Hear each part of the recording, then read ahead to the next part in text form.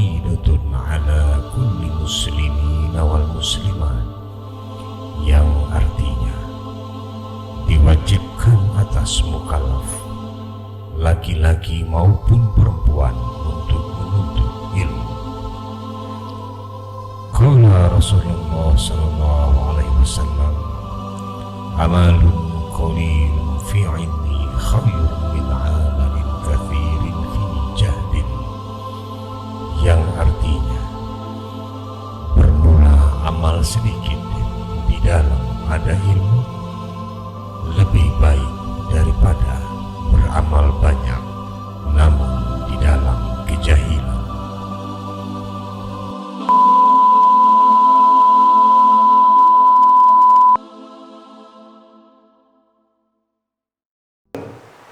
Sebesar Bangka Belitung tidak akan ada nilai dan artinya sama sekali apabila sholat si empunya dirinya sendiri itu ditolak oleh Allah.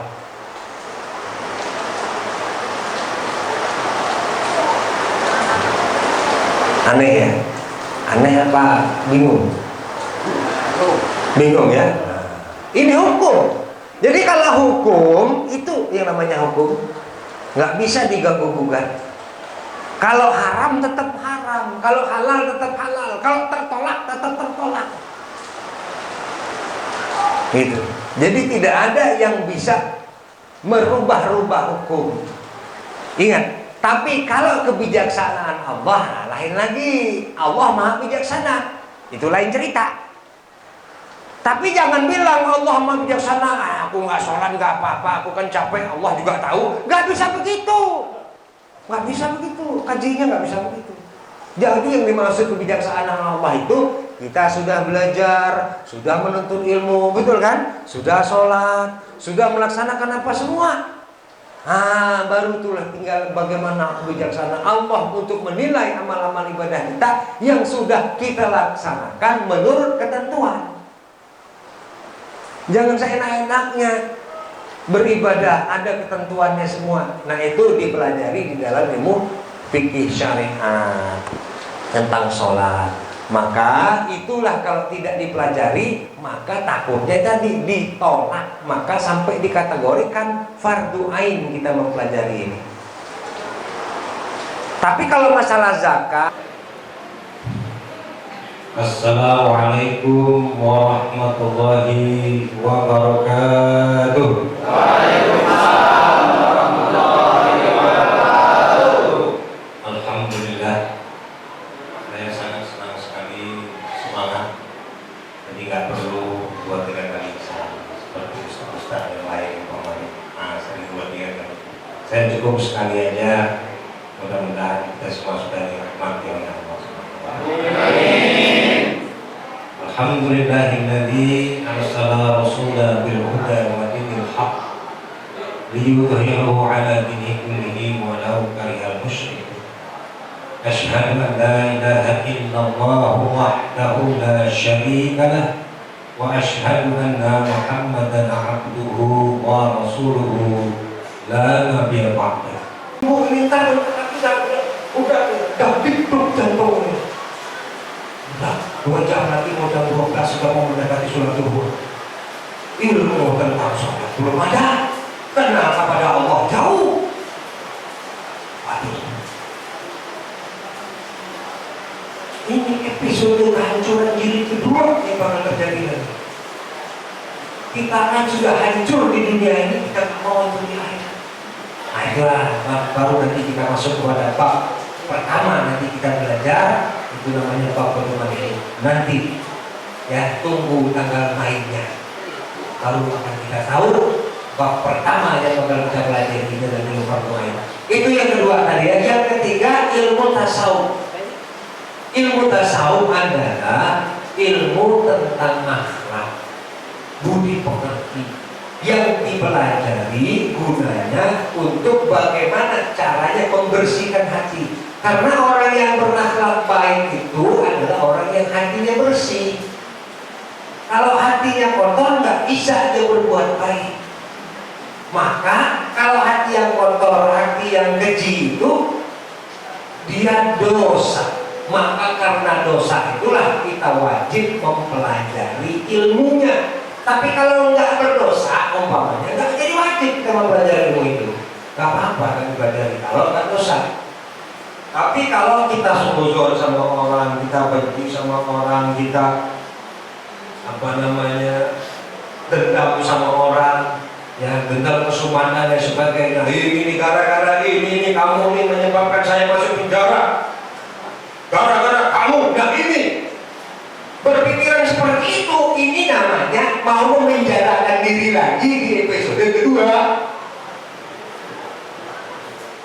Oh, masuk penjara lagi ya habis ini? Kalau nggak mau ya jangan lagi punya hati seperti itu. Maka wajib belajar tasawuf.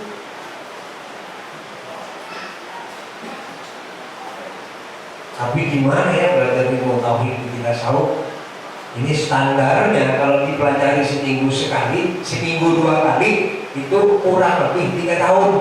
Ini ada yang mau lepas tahun lagi kan? Wah, kalau itu nggak apa-apa, kan kita tambah aja 2 tahun lagi. Kalau yang mau lepas tahun ya, biar kita bisa belajar.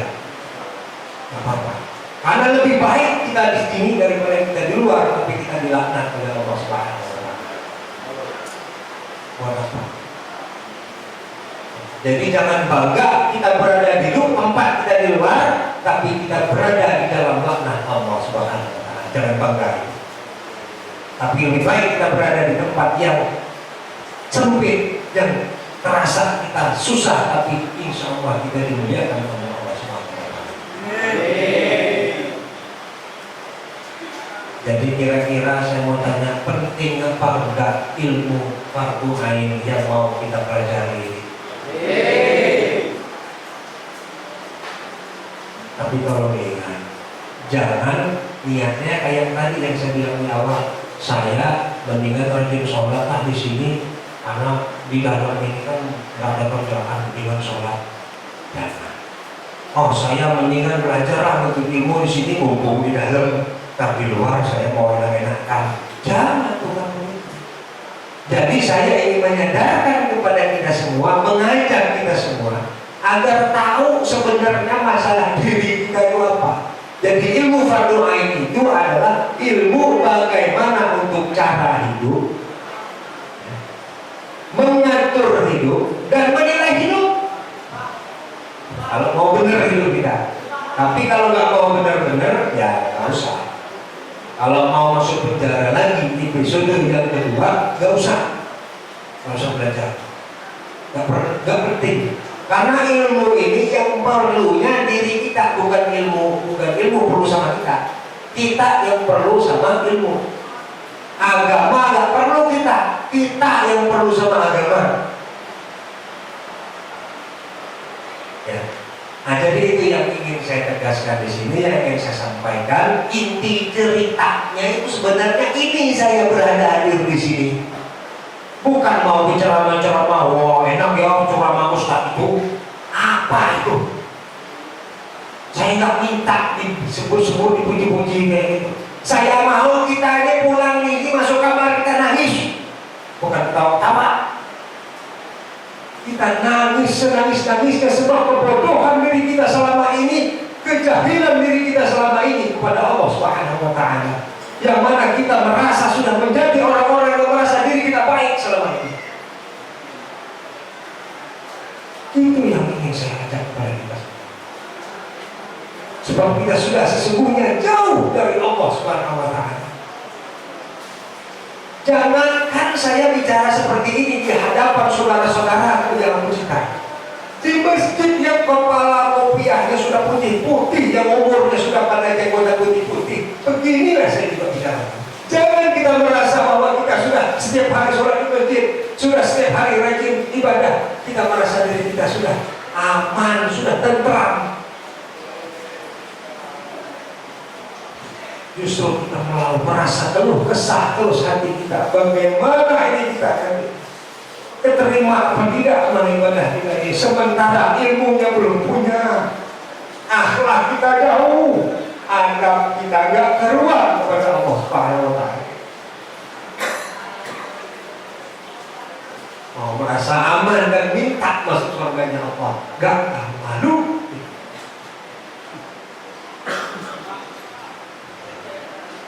Jadi itu sekelumit tentang apa sih saya datang ke sini mau melakukan majelis ilmu, menuntut ilmu, ilmunya itu tadi. Kalau kawan-kawan yang nggak hadir, kalau yang sudah pada ngerti, dijelaskan, ajak mereka untuk menuntut ilmu belajar. Karena ini sudah mendesak diri kita. Apabila tidak ada makanan ini, maka akan terjadi kehancuran. Ya, nggak peduli tua atau muda, yang tua umurnya sudah mau mendekati bau kata orang bau tanah umpamanya, ya, tidak belajar juga ilmu ini, nggak nuntut ilmu ini juga, itu diibaratkan seperti anak-anak. Nggak ada bedanya mereka seperti anak. Karena barusan tadi saya lihat ada yang sholat, ada yang sholat sunat dan sebagainya. Itulah saya lihat bermacam-macam sholat dalam keadaan yang nggak ada ilmu. Mohon maaf saya katakan, nah itu jadi saya agak sedih miris melihat. Tapi kita sudah punya giro sholat ibadah, saya sudah senang. Maka mintalah terus pertolongan Allah. Ya, minta pertolongan Allah. Gimana dong? Saya kan masih belum ini. Minta pertolongan Allah agar Allah tetapkan terus hati kita di dalam menjadi orang yang menuntut ilmu. Karena kalau kita sudah berniat, tanamkan dirimu. Dalam kitab kita menjelaskan bahwa seperti ini kurang lebih. Tanamkan dirimu di bumi kerendahan. Apabila sesuatu tidak ditanam dengan sempurna, maka hasilnya pun tidak akan sempurna. Maksudnya niatkan, tanamkan dari sekarang kita ingin kuat, kita ingin wajib belajar menuntut ilmu fardu ain, dan jangan sampai terlepas akan niat itu.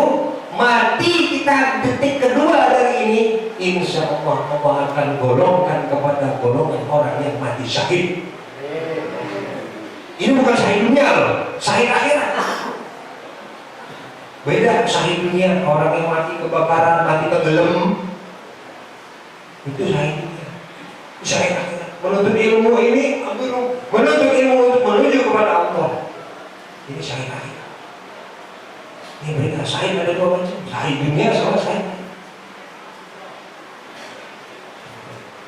Ini saya bukan ingin menakut-nakuti, memang begitu keadaannya. Sesungguhnya kita ini sebenarnya sudah di dalam ambang kehancuran. Saya cuma melihat di mana-mana masjid, banyak kita sekarang berlomba-lomba masjid dibangun megah-megah. Tetapi yang sholat, yang ibadah di dalamnya adalah banyak dan kebanyakan orang-orang jahil, orang-orang yang tidak ada ilmu. Sehingga juga di sana mereka terjadi banyak kebingungan. Ada yang begini, ada yang begini, ada yang begini sholat pening. Jadi mereka juga kan ketapan. Mana boleh kita pakai semua mazhab, kita hantam sekaligus. Apa? Mazhab itu kalau kita mau menentukan harus satu-satu. Karena ada yang disebut dengan syafaat ulama, syafaat guru. Mereka ada benderanya masing-masing nanti di akhirat. Ya, karena masalahnya salah satunya ada yang tidak sama, ada yang satu dipegang wudhu batal, ada yang berpegang lain bukan muhrim nggak batal. Gimana tuh? Nggak bisa harus satu-satu. Kalau mau pegang hambali ya, kalau nggak sapi ya. Jadi nggak boleh campur-campur. Kalau mau pelajari semuanya, empat-empatnya, dan bulan ini nggak mazhab ini, bulan ini kedua mazhab ini ketiga terus. Tapi harus dikuasai semua, jangan scoping diambil, terus dicampur aduk, diaduk-adukan, dipentok-pentokan. Ini namanya orang yang bodoh. Ya, nah itu sekali lagi ya sebabnya. Tahu nggak kenapa kita ini sekarang sudah dalam keadaan yang tidak menentu, hancur keadaan kita sekarang ini? Sebab kita sudah memang tidak ada ilmu. Orang kalau mau bikin kue nggak ada ilmu, nggak jadi kuenya. Ya, sudah ada ilmu aja macam-macam, dia mesti eksperimen dulu, apalagi nggak ada ilmunya. Sekarang kita mau membuat sebuah perjalanan kehidupan di dunia sampai nanti di bawah akhirat, tidak ada ilmu, mau main-main apa? Memangnya mau main asak-asak kalau anak mau seperti itu kan? Nah, kalau main asak-asak ya main gula-gula masalah. Ini nggak main gula-gula. Salah kita di dalam beramal, salah di dalam belajar, maka akan fatal akibatnya. Nggak bisa, jadi jangan dianggap orang remeh. Oh, gini. Udah saya bilang, saya dari tadi ngomong bukan kata saya, kata kita. Bukan saya yang ngomong. Mau dikomplain, siapa komplain? Nanti yang bikin kita. Nah, maka dari itu sekali lagi, tolong dicamkan baik-baik, tanamkan ke dalam hati kita masing-masing bahwa kita hendak betul-betul kembali kepada Allah dengan cara yang benar. Dengan cara yang benar mau kembali kepada Allah itu. Takutnya kita mau kembali bertaubat tapi taubatnya ngolok. Ada taubat ngolok itu. Taubat sambel namanya. Nah, saya di sini maksudnya ingin ngajak kita supaya jangan taubat jadi taubat sambel. Jangan sholatnya asal pas di sini karena lagi di dalam. Nanti di luar udah sholat lagi umpama ini, tapi kita di sini ada di keseluruhan, insya Allah orang-orang yang soleh semua. Amin. Jadi itu saja sekelumit apa yang bisa saya sampaikan tentang perkenalan, ya perkenalan. Jadi saya baru mengenalkan dulu ini, kita belum mulai ya, belum mulai. Karena nanti saya mulai nanti bingung nih apa ya, kita mau mulai apa? Dengan mulai ceramah, mulai tausiah. Saya ini tadi bukan berceramah, tapi ingin mengajak kita belajar. Ya itu kira-kira kita belajar. Cuma belajar apa? Belajar ilmu yang fardu ain, yang wajib ain, wajib nyata, tidak boleh tidak, wajib kita punya. Itu tujuannya sekarang ini. Nanti mudah-mudahan di pertemuan selanjutnya kita baru masuk kepada bab ilmu tauhid yang pertama. Karena tauhid, kemudian kedua fikih, ketiga tasawuf. Dan itu juga tidak boleh berbalik-balik belajarnya. Tetap kita harus mulai dari ilmu tauhid ini. Ya, untuk memulainya. Karena awaluddin ma'rifatullah, kata hadis Rasulullah. Awal agama mengenal Allah. Nah, kata pebula-pula Ustaz ini kok belajar tauhid dulu seenak-enak dia aja ngasih tahu kita. Dia suruh kita belajar tauhid. Saya mau belajar fikih kok, saya mau belajar tasawuf kok. Bukan kata saya, kata Rasulullah. Awaluddin ma'rifatullah. Awal agama mengenal Allah. Jadi makanya belajar tauhid dulu. Bukan saya maksa belajar tauhid dulu, bukan. Ya, ingat kan? Maka dari itu nanti baru mudah-mudahan kita diberikan kesehatan semua oleh Allah. Saya juga demikian, dipanjang umur kita untuk selalu beribadah dan ilmu dan bisa bertemu lagi dan berjumpa lagi. Dan saya juga tentunya mohon doanya daripada sahabat-sahabat semua untuk mendoakan saya, mudah-mudahan dipanjangkan oleh Allah agar masih bisa kita bertatap muka untuk selalu bernasihat-nasihat di dalam hak dan kebenaran. Usikum manusia bitaqwallah wala haula wala quwwata illa billah. Assalamualaikum warahmatullahi wabarakatuh. Waalaikumsalam warahmatullahi wabarakatuh. Alhamdulillah, itulah tadi taklim yang disampaikan oleh Ustaz kita, Ustaz Ahmad Soleh. Semoga apa yang disampaikan memberi manfaat kepada kita semua. Jadi bagaimana Pak? Bisa dipahami kan tadi kan?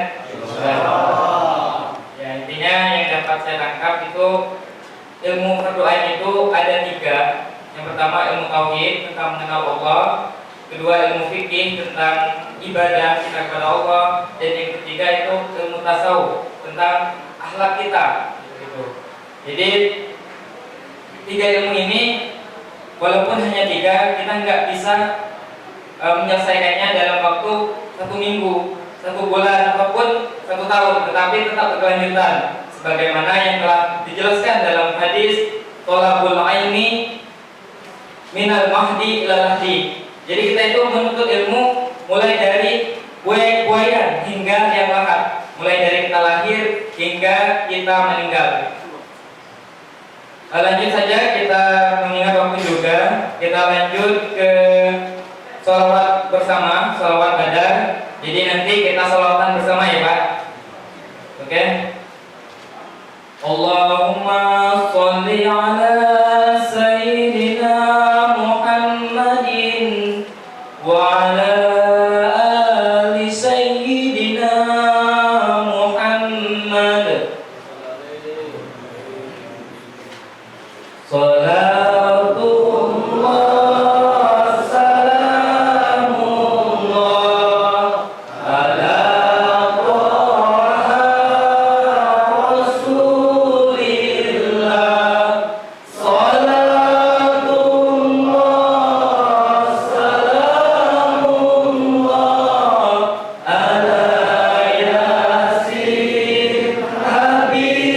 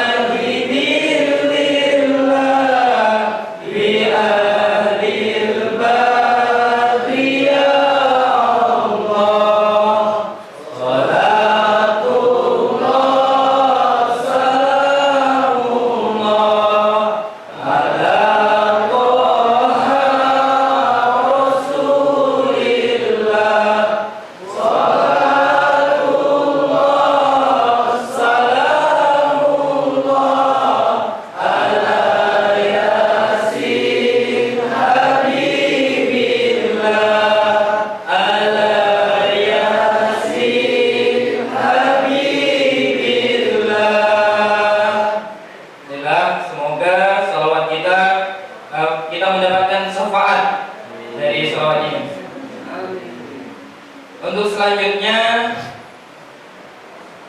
kita masuk ke ronde ketiga atau sesi acara ketiga, yaitu tanya jawab. Jadi di sini kami harapkan dari bapak-bapak yang mungkin ada unek-unek sekitar ilmu agama yang mungkin selama ini gak ada orang yang bisa mungkin jawab sampai sekarang kan, silahkan disampaikan di sini, walaupun tidak yang disampaikan oleh bapak atau ustaz kita tadi gak di sekitaran agama boleh. Intinya silahkan bebas ingin bertanya tentang hal-hal ibadah itu. Oke, langsung saja. Di sini yang ingin bertanya langsung mengacungkan tangan aja ya. Oke, kami persilakan dari sekarang.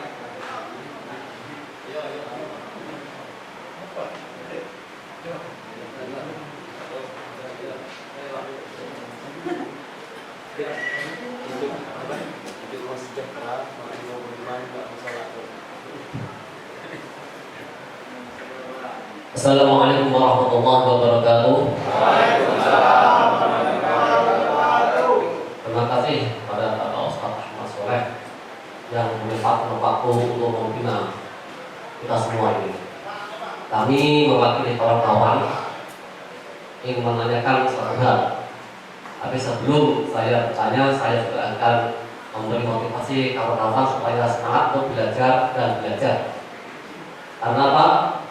Dalam kitab kita menjelaskan bahwa maksiyatun awrahat bulan waftiqaran khairum min ta'atin awrahat uzan wastihbaran.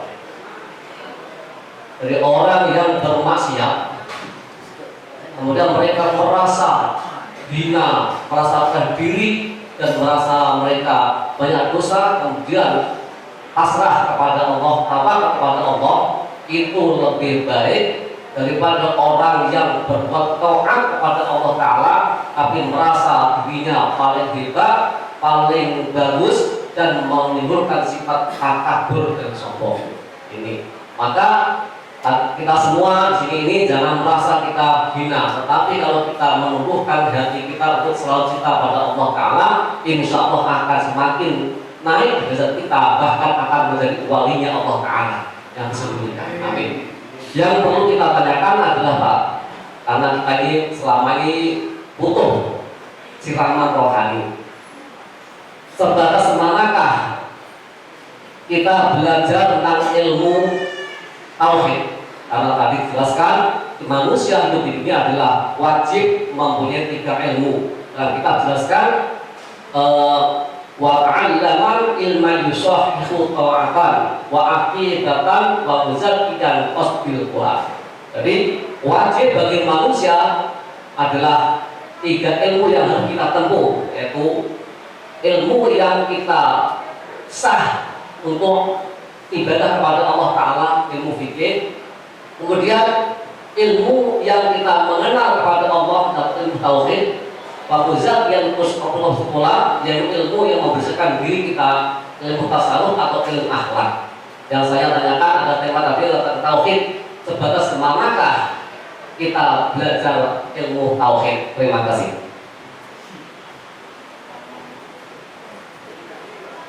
Mungkin langsung saja dijawab.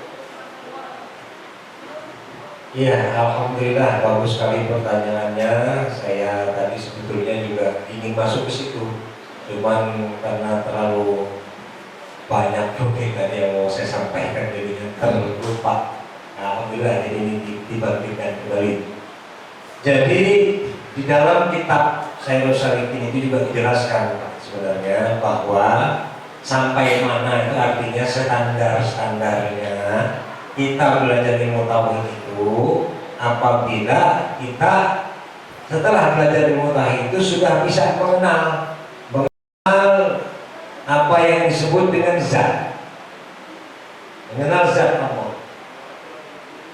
Kedua, mengenal af'al Allah, ya. Sifat Allah, sifat, zat, af'al, terus yang terakhir asma Allah. Nah ini standarnya. Apabila sudah 4 perkara ini sudah sah, maksud sah, sudah jelas dan dipahami dan bisa diamalkan, sah. Berarti sudah standarlah ketauhidan kita. Karena itu tetap akan bisa terlihat daripada bicaranya. Mohon maaf kalau saya umpama mau ketemu dengan seorang yang punya umpamanya sedikit atau banyak ilmu agama, kalau berbicara ngobrol, saya sudah seperti tahu kira-kira sudah standar belum ilmu tauhidnya, kira-kira seperti itu. Jadi itu menurut di dalam kitab Syairus Salikin. Nah di dalam pemahaman sedikit yang saya pahami daripada hasil belajar saya juga adalah ilmu tauhid adalah ilmu yang kita pelajari, ya, di mana nanti kita mengetahui segala sifat, asma, zat dan af'al tadi, ya, sekira-kira tiada diperoleh sekutu baginya. Nah ini saya ada tambahan sedikit. Jadi apabila nanti kita setelah belajar atau baru setengah belajar umpamanya masih memperoleh sekutu baginya, masih berlaku syirik baginya, berarti itu belum bisa dikatakan standar, belum dapat, ya. Karena syirik itu ada 3 perkara. Pertama, syirik hati, syirik lisan, dan syirik anggota. Bisa saja kita sekarang ini lepas dari syirik anggota. Ya nggak mungkin kita nyembah berhala, nyembah apa tuh yang orang-orang pekong macam. Mungkin kita nggak itu kan? Ya udah. Berarti mudah-mudahan terlepaskan daripada syirik anggota. Nah, tapi syirik lisan dan syirik hati kita apakah sudah terlepas? Sementara syirik ini apabila masih ada syirik daripada salah satunya tetap syirik. Boleh nggak Pak Ustadz saya cuma syirik hati? Ya nggak boleh. Boleh nggak Pak Ustadz saya cuma syirik lisan? Ya nggak boleh. Umpama mempermain-mainkan, saya kan yang saya sembah Yesus, umpamanya pura-pura ngomong, nggak boleh, itu sudah nggak bisa dimain-main. Itu udah harga mati. Padahal dia punya sembahannya Allah, tapi dia ngomong kayak gitu, berarti dia menduakan juga. Itu sekarang dimain-mainkan itu. Nggak boleh, jadi sama semuanya. Jadi kategori hati, lisan maupun anggota. Nah, lisan ini pun banyak yang saya perhatikan. Ini orang yang notabene sudah muslim, sudah belajar juga, kadang-kadang saya telusuri. Sudah belajar di pesantren, kadang-kadang saya ya. Ngomong masih lisannya berlaku terus dan berantakan sekali. Tapi apa nanti isi-isinya lisan itu akan dibahas di dalam ilmu tauhid, di dalam majelis ilmu. Karena saya tidak akan menjelaskan itu di luar forum ilmu. Tapi tadi forum menanyakan standarisasinya, Ustaz tadi bilang bertanya, yaitu itu standarisasinya. Apa saja isi-isi sifat dan asma itu adanya di dalam majelis ilmu nanti belajarnya untuk mengetahuinya. Karena kalau saya kasih tahu sekarang percuma, nggak bakal paham. Percuma, nggak bakal paham. Karena itu sudah merupakan inti syariatnya. Orang belajar setahun baru standar selesainya, kita apa hari ini mau paham tauhid, nggak bisa. Ya. Karena kita orang awam, termasuk saya sendiri orang awam, nggak bisa langsung begini, nggak bisa. Sepintar-pintarnya orang. Karena agama ini nggak ada istilah pintar bodoh, tapi dia orang-orang yang mau hijrah, orang-orang yang mau berniat untuk ilmu itu saja yang dikenal agama. Cukup segitu saja kira-kira masalah.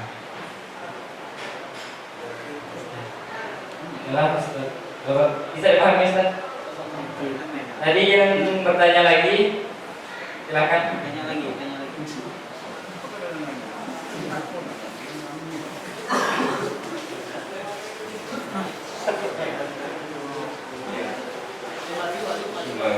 Assalamualaikum warahmatullahi wabarakatuh. Kami muliakan Ustaz Ahmad Toleh.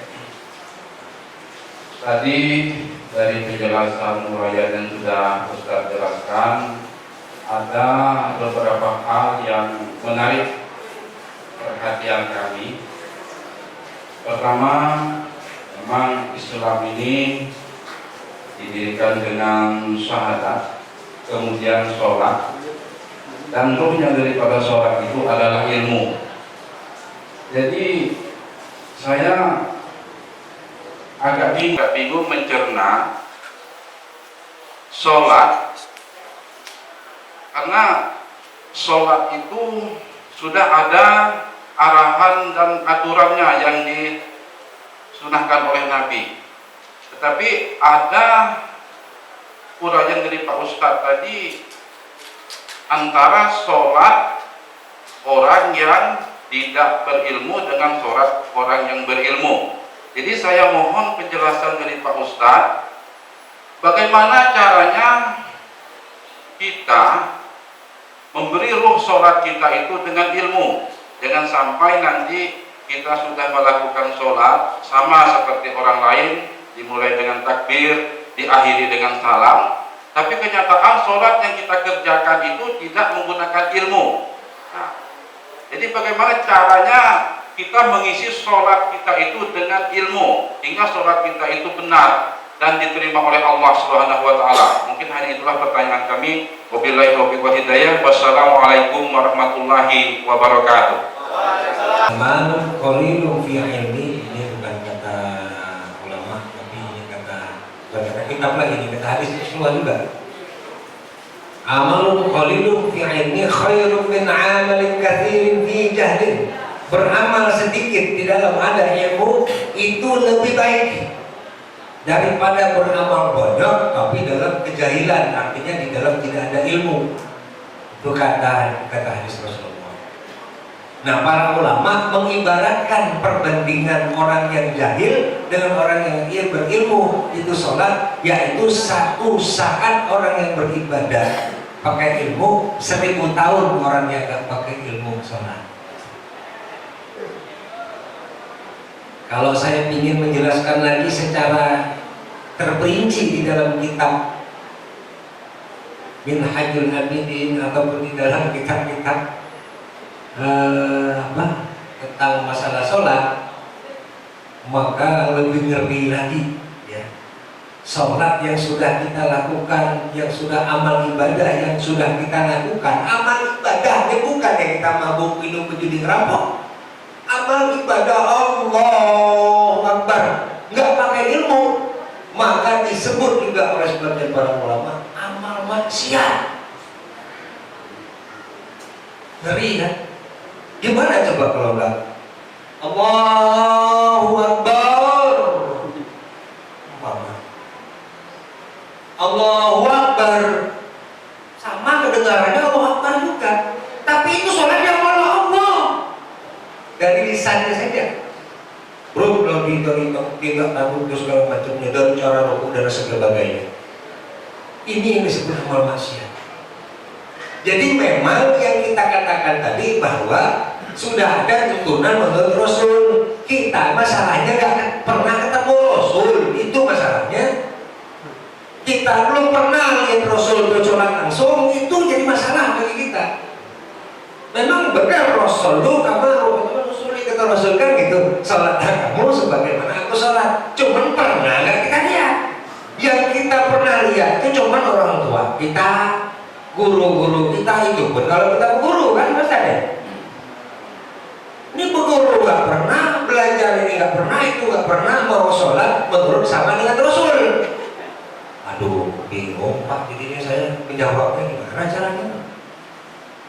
Ya, maka nanti, maka sekarang ini udah saya bilang tadi, apabila kita sudah berakad, nah ya berakad mau menuntut ilmu, ya dari mulai perjalanan sekarang sampai nanti kita ketemu ilmu itu, insya Allah akan dihitung oleh Allah di dalam keadaan sedang menuntut ilmu. Macam orang mualaf, walaupun dia belum terhitung ibadah, besoknya mati dia sudah macam sadar bersih, kira-kira kan gitu. Nah, jadi yang penting. Dan kalau saya ingin menjelaskan bagaimana cara sholat yang menurut ilmu, aduh, itu nggak bisa secepat ini saya menyampaikannya. Karena ada adab-adab lahir, adab batin, adab lisan, banyak sekali. Ya, maka syarat orang yang sholat penuh dengan dengan ilmu itu beda. Sholatnya saja dilihat indah, cantik, maka hobi balilai di dunia, aku kata Rasulullah, karena yang mencintakan atas duniamu ada 3 perkara kan? Apa tuh? Toilu wanisyahu kurban sholat, wangi-wangian wanita, dan apa nih ketiga nih, sejuk mata dalam sholat ya. Sejuk mata dalam sholat itu.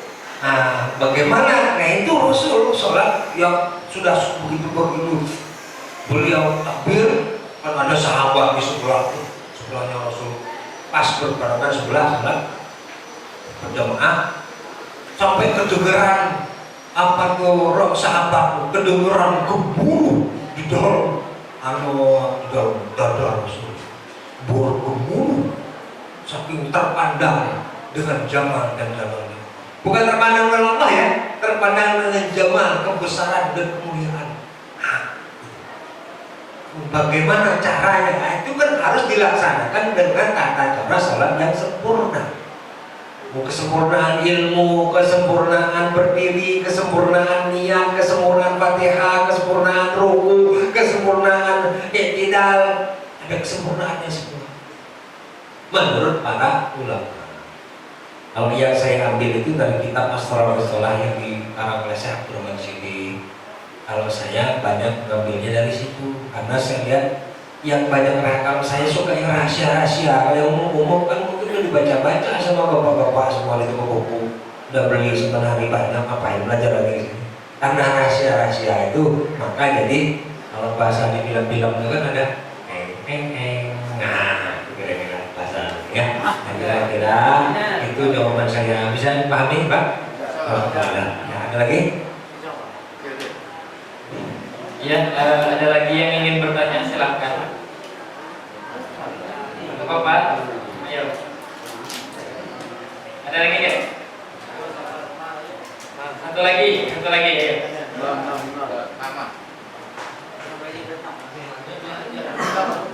Ada kita tutup kalau begitu acara taklim kita pada hari ini. tetap berkelanjutan ya. Oke, saya sendiri selaku membawa acara pada kegiatan taklim pada hari ini mengucapkan beribu maaf apabila dari tutur kata atau perbuatan saya banyak salah, dan kepada Allah tentunya saya mohon ampun. Wabillahi taufiq wal hidayah waridho wal inayah. Wassalamualaikum warahmatullahi wabarakatuh.